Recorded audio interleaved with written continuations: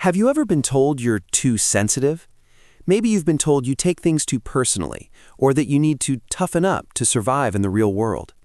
You're the person who notices the slight shift in a colleague's tone before they even realize they're upset. You're the one who gets overwhelmed by loud offices, or who spends 3 hours deconstructing a 5-minute conversation. For years, society has framed this as a defect. We've been taught that success belongs to the thick-skinned, the stoic, and the aggressive. We've been told that to reach the top 1%, you have to mute your emotions and become a machine. But what if I told you that everything you've been told is a lie? What if your high sensitivity isn't a glitch in your system, but actually the most sophisticated piece of hardware you own? Today, we are diving deep into the sensitivity paradox. We're going to look at the neuroscience that proves your intense nature is actually a high-performance engine. By the end of this video, you won't just accept your sensitivity, you will learn how to weaponize it to achieve a level of success that normal people simply cannot touch. We're moving from surviving our emotions to leading with them. Let's begin. We live in a hustle culture that worships the bulldozer. The idea is that if you just push hard enough and care little enough, you win. But look at the data of the world's most profound achievers, the visionary artists, the strategic grandmasters, the empathetic leaders who move nations. They don't have thick skins, they have highly permeable ones. They see what others miss. They feel the market shifts before they happen. They anticipate human needs before they are spoken. If you are a highly sensitive person, you aren't weak. You are a high-definition sensor in a standard-definition world. While everyone else is looking at a grainy, black-and-white map of reality, you are seeing it in 8K resolution with a billion colors.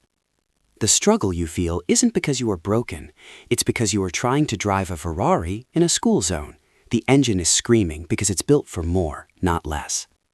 To master this engine, we have to look under the hood. In the late 90s, Dr. Elaine Aron identified that roughly 15 to 20% of the population carries a trait called sensory processing sensitivity. What does that actually mean for your brain? First, the mirror neuron system. Research shows that highly sensitive individuals have more active mirror neurons.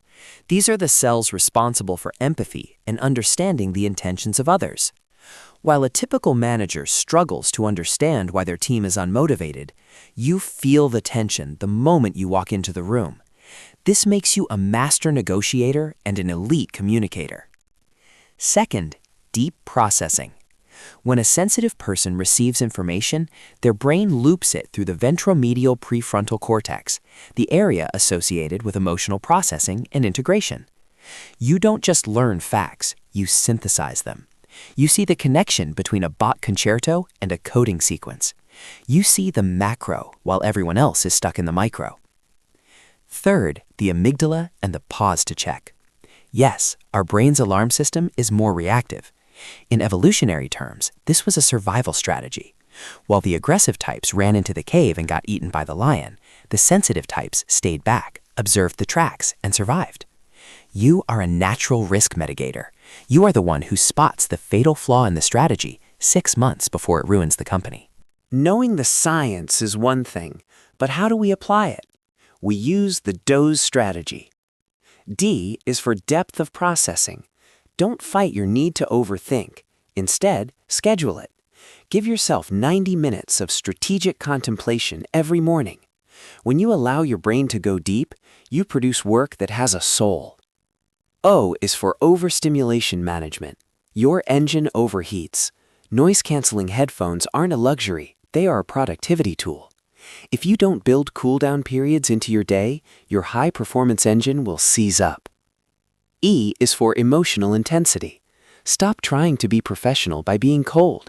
The most successful leaders today use their emotional intensity to build psychological safety. People don't follow logic, they follow energy. S is for sensing the subtle. This is your superpower. In every meeting, make it your job to identify the unspoken. Follow up on that subtle vibe you felt. That one sentence builds more loyalty than a year of bonuses. I want to pause here and speak to those of you who feel this sensitivity is a curse because of your history. Many high achievers use their sensitivity as a survival mechanism developed in childhood. If your sensitivity feels like it's managing you instead of you managing it, please hear this. It is okay to seek a container for your gift. Growth isn't a race to see who can suffer the most. Be kind to the nervous system that has carried you this far. Here is your homework for this week. I call it the environmental audit. Because your skin is permeable, you absorb your environment. Identify 3 people who leave you feeling drained and limit your exposure. Find one place in your home that is a sensory sanctuary and spend 20 minutes there daily. And stop the doom scrolling. Guard your inputs as if your life depends on it, because your clarity does. The world is loud, aggressive, and often shallow. It will try to convince you that your depth is a defect. But look around. The world doesn't need more bulldozers. It needs people who can feel the heartbeat of a problem. It needs leaders who aren't afraid of the intensity of a big idea. It needs you. Your high sensitivity is not a burden you have to carry to the finish line. It is the wind at your back. It is the internal pacemaker that ensures you don't just run fast, but that you run in the right direction. You are not too much. You are exactly what the future requires. The paradox is simple. The more you embrace your sensitivity, the more powerful you become. The more you allow yourself to feel, the more you will be able to achieve.